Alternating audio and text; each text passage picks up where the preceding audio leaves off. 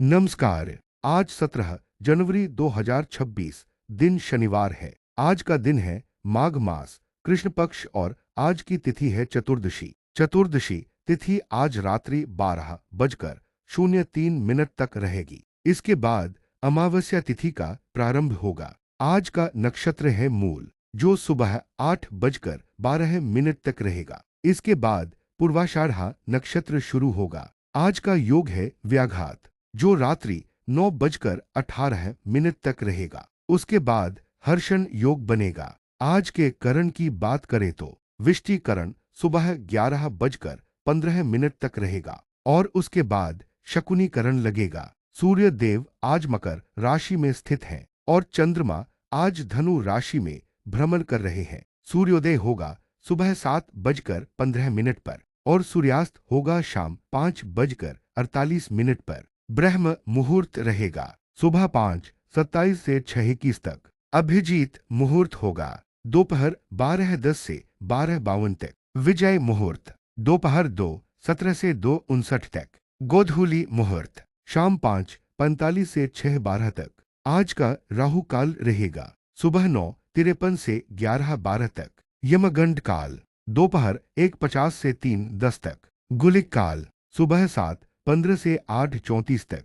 इन समयों में शुभ कार्य करने से बचे। आज शनिवार है। इस दिन शनि देव की पूजा, तिल का दान और दीपक जलाना अत्यंत शुभ माना जाता है। रात्रि में अमावस्या लगने के कारण ध्यान, जप और साधना के लिए आज का दिन विशेष फलदायी है। आइए अब हम लोग माघ मास कथा अध्याय 14 को जानते हैं। ओम नमो भगवते वासुदेवाय। ओम नमः शिवाय। प्रिय भक्तों, आज हम सभी एकत्रित हुए हैं माघ मास की पावन कथा को सुनने के लिए। माघ मास स्वयं भगवान विष्णु का स्वरूप माना गया है। जो मनुष्य इस मास में स्नान, दान, जप और कथा श्रवण करता है, उसके समस्त पाप नष्ट हो जाते हैं और उसे भगवान श्रीहरि की कृपा प्राप्त होती है। आज हम माघ मास कथा के अध्याय 14 का श्रवण करेंगे, जिसमें माघ स्नान और सच्ची भक्ति का अद्भुत रहस्य प्रकट होता है। माघ मास को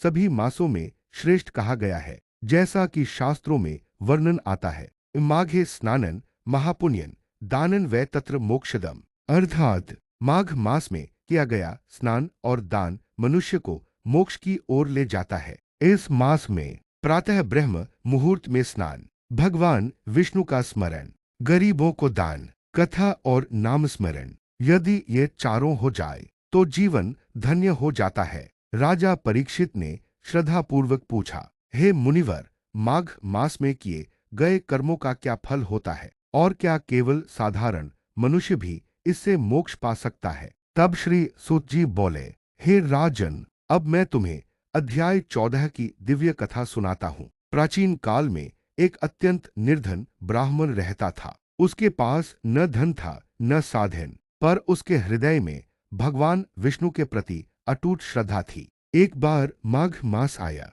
शीत अत्यंत कठोर थी, शरीर कांपता था, पर ब्राह्मण ने निश्चय किया, चाहे कुछ भी हो जाए, मैं माघ मास में गंगा स्नान अवश्य करूंगा। प्रतिदिन वह भोर में उठकर ठंडे जल में स्नान करता, एक लोटा जल सूर्य को अर्पित करता और बस इतना कहता, हे नारायण, यह सब आपकी कृपा है। न उसके पास दान को धन था, न पूजा की सामग्री, पर उसका भाव शुद्ध था। एक दिन भगवान विष्णु ने स्वयं प्रकट होकर कहा, हे ब्राह्मण, तूने न धन से, न आडंबर से, बल्कि सच्ची भक्ति से मेरी आराधना की है। माघ मास में किया गया तेरा एक दिन का स्नान हजारों यज्ञों के समान फल देने वाला है। इतना कहकर भगवान ने उसे वैकुंठ लोक का अधिकारी बना दिया। प्रिय भक्तों, अध्याय 14 हमें यह सिखाता है कि भगवान को भाव चाहिए, साधन नहीं। माघ मास में किया गया छोटा सा पुण्य भी बड़ा फल देता है। सच्ची भक्ति से जीवन बदल सकता है। यदि आप रोज स्नान नहीं कर सकते तो मन से भगवान का स्मरण करें। दान नहीं कर सकते तो प्रेम से किसी को भोजन करा दे। भगवान भाव के भूखे हैं। आइए कथा के अंत में भगवान श्रीहरि से प्रार्थना करें। हे प्रभु, हम सबको माघ मास का पुण्य फल प्रदान करे, हमारे पापों का नाश करे और हमें सच्ची भक्ति का मार्ग दिखाए। हरि ओम तत्सत। जय श्री विष्णु। जय गंगा मैया।